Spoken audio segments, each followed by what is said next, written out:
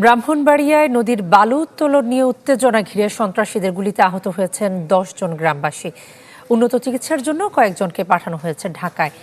এদিকে মাদারীপুরে আধিপত্য বিস্তার নিয়ে ফের সংঘর্ষে জড়িয়েছে দুপক্ষ।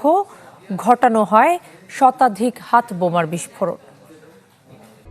বিশ্বের নানা প্রান্ত থেকে রেমিটেন্স লেনদেনে নগদ নিয়ে এলো হার না মানা হার অফার। সর্বনিম্ন ১০,০০০ টাকার রেমিটেন্স নগদে পাঠালে থাকছে স্বর্ণের হার জেতার সুযোগ।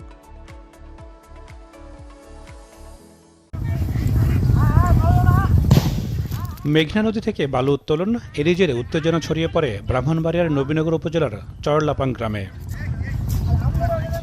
অভিযোগ, নির্ধারিত সীমার বাইরে ঢুকে অবৈধভাবে বালু তুলছে ইজারাপ্রাপ্ত সামিউল ট্রেডার্স। এতে ভাঙন ঝুঁকিতে কৃষি জমি ও আশপাশের এলাকা। বালু উত্তোলনে গ্রামবাসী বাধা দিলে নরসিংদীর মির্জাচর এলাকা থেকে স্পিডবোট ও নৌকায় গিয়ে এলোপাতারি গুলি ছড়ে সন্ত্রাসীরা। ৬ জন গুলিবিদ্ধ সহ আহত ১০ জনকে নেওয়া হয় স্থানীয় স্বাস্থ্য কমপ্লেক্সে। উন্নত চিকিৎসার জন্য কয়েকজনকে পাঠানো হয় ঢাকায়। আমরা দেশ শেষ, জমিন শেষ, জমিন দিয়ে রক্ষা করতে হবে।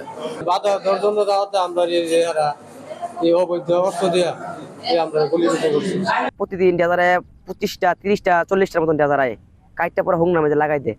আমরা যেন বাধা দিচ্ছি, বাধা দেওয়ার মাত্র এরা কি করছে, আমরা গুলি করা শুরু করছি। খবর পেয়ে ঘটনাস্থল পরিদর্শন করেছে পুলিশ। পরিস্থিতি বর্তমানে শান্ত রয়েছে। ৩ জন অন্তত যে বুলের স্পিনটা কার্তুজের, আরও ৭-৮ জনের মতো আহত হয়েছে এরকম সংবাদ পাই। আমরা গিয়ে পরিস্থিতি নিয়ন্ত্রণে আসে। এ ব্যাপারে আমি সকালে মিটিংও করেছি, কথাও বলেছি এবং আমরা সিদ্ধান্ত নিয়েছি যে প্রয়োজনে আমরা তাদের যারা যে কয়দিনই আছে আমরা প্রয়োজনে বাতিল করে দিই। এদিকে রোববার রাতে মাদারীপুরে আধিপত্য বিস্তার নিয়ে টর্চলাইট জ্বালিয়ে ফের সংঘর্ষে জড়িয়েছে দুপক্ষ। ঘটানো হয় শতাধিক হাতবোমার বিস্ফোরণ। এই ছবি মুহূর্তেই ভাইরাল হয় সামাজিক যোগাযোগ মাধ্যমে। ছড়িয়ে পড়ে আতঙ্ক। খবর পেয়ে পরিস্থিতি নিয়ন্ত্রণে আনে আইনশৃঙ্খলা বাহিনী। নাদিম হোসেন, চ্যানেল 24।